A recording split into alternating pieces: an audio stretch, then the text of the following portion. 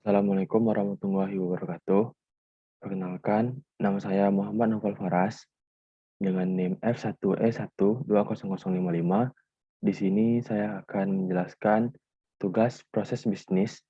Dalam hal ini, saya akan menjelaskan mengenai analisis proses bisnis online marketplace difabel.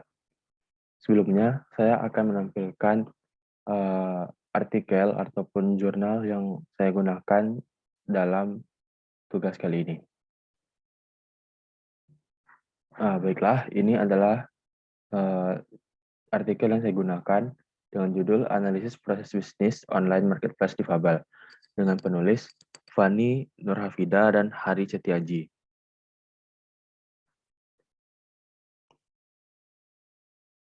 Pada bagian pertama dari artikel ini terdapat bagian abstrak.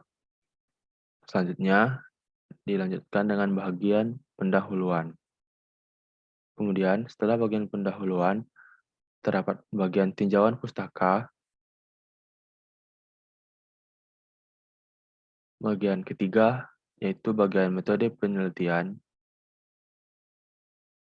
Bagian keempat, bagian hasil dan pembahasan.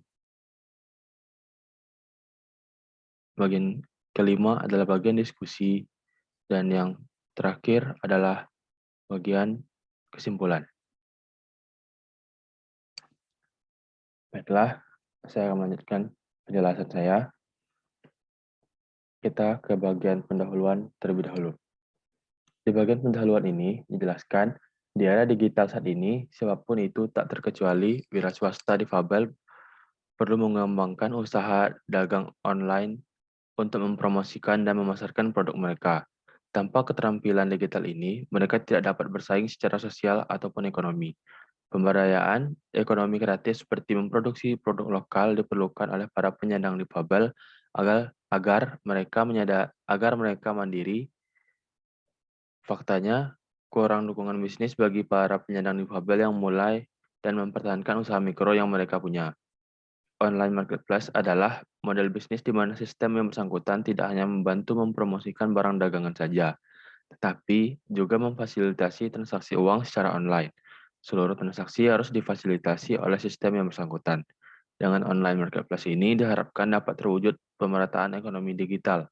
Siapa saja dapat mewujudkan mimpi untuk membangun bisnis, tak terkecuali para penyandang difabel. Selanjutnya, kita akan lanjutkan ke bagian metode penelitian. Di bagian metode penelitian, dijelaskan teknik-teknik pengumpulan data. Pengumpulan data primer yang dilakukan dengan metode in-depth interview memperoleh keterangan untuk tujuan penelitian dengan cara tanya jawab dengan informan untuk mengeksplorasi perspektif, ide, program, atau situasi tertentu. Dengan cara ini, kita perlu menyiapkan list pertanyaan untuk mengidentifikasi masalah serta mengidentifikasi kebutuhan untuk merancang proses bisnis. Kemudian, kita harus melakukan transkrip hasil wawancara untuk menganalisis data yang telah kita dapati. Nah, setelah mengetahui apa saja yang dibutuhkan dan diinginkan wira swasta penyandang difabel, peneliti merancang alur proses bisnis untuk online marketplace difabel. Selanjutnya, bagian hasil dan pembahasan. Pada bagian hasil dan pembahasan ini, dijelaskan analisis online marketplace dan penggunaan ponsel untuk difabel ditinjau dari berbagai elemen. Hasil analisis data primer dan studi literatur menunjukkan bahwa masih belum maksimalnya penerapan online marketplace untuk difabel memasarkan dan mempromosikan produk dan layanan mereka. Menurut Bapak Triyono, yang menyatakan bahwa produk dan layanan hasil para penyandang difabel tidak lebih dari 3 kategori. 3 kategori tersebut yaitu, yang pertama, kerajinan tangan seperti batik, keset, dan hiasan. Yang kedua, kuliner atau makanan ringan. Yang ketiga, jasa atau layanan, misalnya servis komputer, servis HP, servis kulkas, ataupun layanan pijat difabel. Online marketplace khusus difabel yang sebelumnya dirancang mengalami beberapa kendala. Salah satunya karena alur proses bisnis yang kurang sesuai diterapkan pada online marketplace difabel. Selanjutnya yaitu ada komparasi kendala online marketplace khusus difabel. Nah, yang pertama yaitu Jenis interaksi bisnis. Di sini kita dapat melihat perbandingan di antara dua dua tempat marketplace khusus difabel. Dapat kita lihat yang pertama itu dari kandang.co.id dan yang kedua melalui Divashop. Melalui kandang.co.id, jenis interaksi bisnis yang digunakan adalah consumer to consumer. Mengalami kendala dalam manajemen pesanan. Jumlah pesanan yang masuk tidak sebanding dengan produk yang dihasilkan. Contoh kasus, wira swasta difabel pengrajin keset. Selanjutnya, Divashop. Jenis interaksi antara penjual dan pembeli terjadi secara langsung.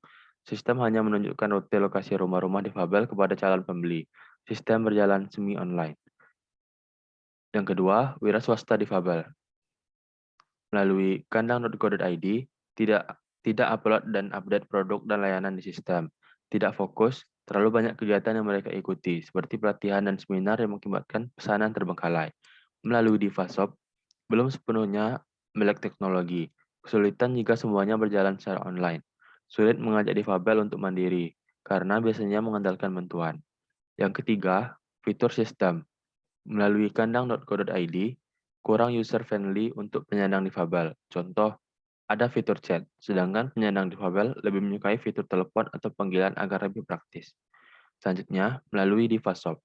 Belum ada fitur menampilkan stok atau ketersediaan produk. Transaksi dilakukan di luar sistem. Dan yang terakhir, lain-lain. Melalui kandang.co.id. Belum ada pengelompokan produk atau layanan berdasarkan kategori. Sulit mengangkat nama aplikasi.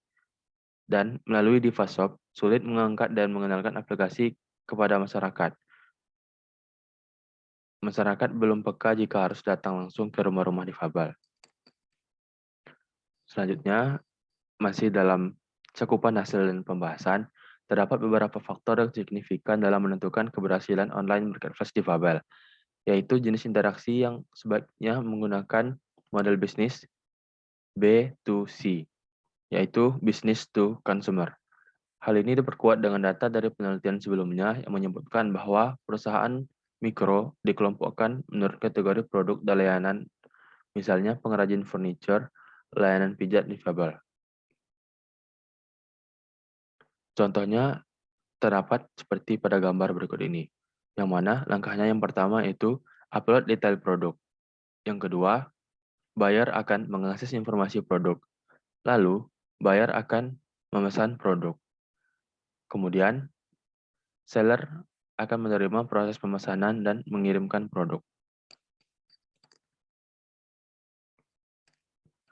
Selanjutnya adalah membuat perancangan sistem informasi untuk online marketplace difabel. Yang pertama, Transaction Processing System, yang mana di sini TPS adalah sistem informasi yang mengatur segala bentuk proses transaksi antara pemilik perusahaan dengan target konsumen. Pada online marketplace difabel, TPS ditangani oleh customer service. Dalam kasus ini, penanggung jawab UMKM setiap kategori produk atau layanan. Bertugas menangani masalah dari pelanggan dan merupakan pihak yang secara langsung berinteraksi dengan pelanggan.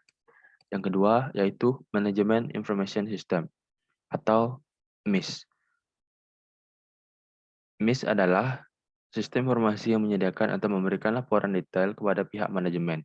Pada online marketplace difabel, Management Information System terdapat pada laporan data dari penanggung jawab UMKM kepada atasan bidang. Kemudian dapat kita lihat di sini merupakan tabel interaksi antara penjual dan pembeli dan juga sistem.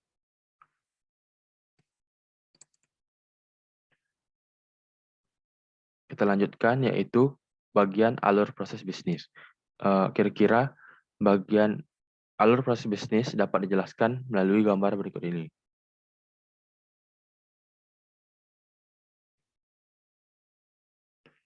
Selanjutnya yaitu bagian kesimpulan.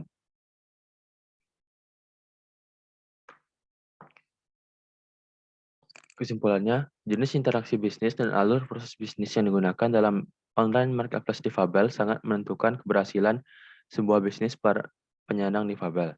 Dengan online marketplace yang dibangun khusus untuk difabel ini, tidak hanya membantu mempromosikan produk dan layanan karya difabel, melainkan juga memfasilitasi transaksi uang secara online. Dengan mengelompokkan produk dan layanan berdasarkan kategori UMKM, terbukti menjadikan sistem berjalan lebih mudah dan memudahkan wira swasta difabel dalam mengelola pesanan. Rancangan proses bisnis dapat mengidentifikasi dan memodifikasi proses yang ada untuk perbaikan di masa yang akan datang, dan dapat mewujudkan sistem dengan biaya yang serendah mungkin, waktu secepat mungkin, dengan kualitas yang terbaik. Dengan proses bisnis yang baik, tidak ada kinerja yang terhambat. Kepuasan pelanggan meningkat, dapat mengurangi biaya pelayanan. Baiklah, sekian presentasi yang dapat saya sampaikan.